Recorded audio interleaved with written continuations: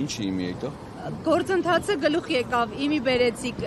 կողեք առաջին արդյունքներից, ընդդիմությունը միասնական է, փաստացիք։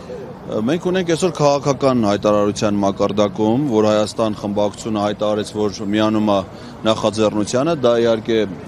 ուրախացնող բոլորիս տեղեկություն է,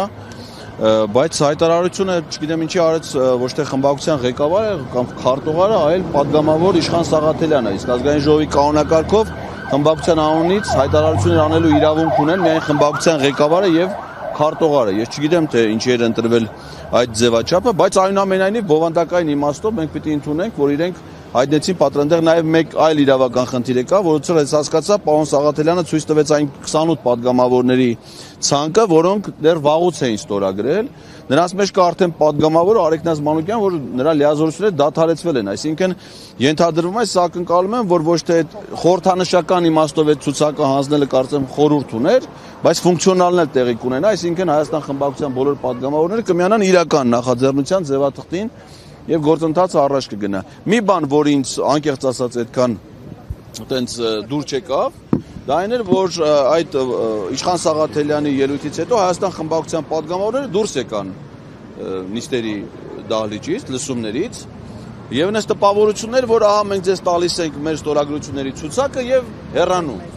Մնացածը դուք իկներ այդ ոնց ուզում եք, իսկ դա անտրամաբանական է, որովհետեւ եթե միանում են, չէ, եթե падգամավորները միանում են որևէ նախաձեռնության, նրանք դառնում են այդ նախաձեռնության համահեղինակ։ Հետևաբար նրանք արդեն ունեն հետագա քայլեր, գործողություններ անելու պատասխանատվություն, որովհետև իրենք արդեն այս պահից դարձան նախաձեռնության հեղինակ։ Օրինակ, ցանկացած խմբակցություն կարա լսումներ հրավիրի։ Միգուցե մի ուրիշ этаպում էլ Հայաստան խմբակցությունը այս թեմայով լսումներ հրավիրի։ Արդեն որ ասում են աշխատանք ԿՊ-ական падգամավորների հետ, ով պիտի անի։ Ես փորձում եմ անել, բայց ինձնից խուսափում են, չէ՞, ասենք օրինակ հրապարակումը դուք եք լուսաբանում, որ գալիս եմ ընդունելության, փախնում են, բայց իրենք ինձնից են կարող փախնեն։ Իրենք падգամավոր իրենց գործընկերներից խո չեն կարող փախնել։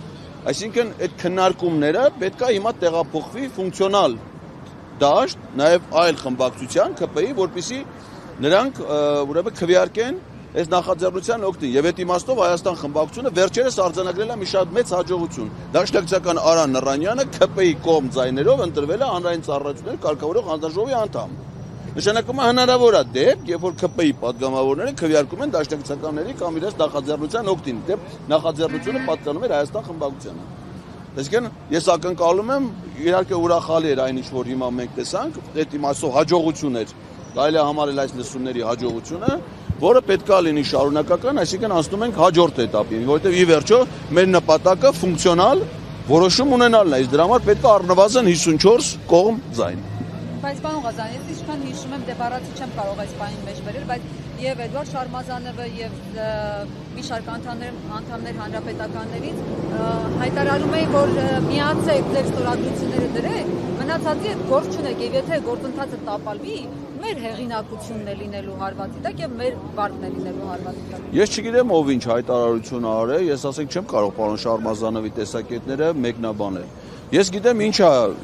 ազգային ժողովի կանոնակարգը նախատեսում վարչապետին անվստահության գործընթացի համար։ Անվստահության գործընթաց կարան նախաձեռնեն падգամավորները, ովքեր միանում են նախաձեռնությանը, դառնում են համահեղինակ։ Ովքեր նախաձեռնության համահեղինակ են, իրենք իրենց նախաձեռնությունը առաջ են մղում։ Սա պարզ տրամաբանական մոտեցում է։ Հիմա կարող է մի քաղաքական գործիչ այլ մեկնաբանություն արել, մյուսը այլ։ Դա չի նշանակում, որ падգամավորը որ միանում է, չի գիտակցում ինքը ինչի է միանում։ Եթե միանում է, դառնում է համահեղինակ։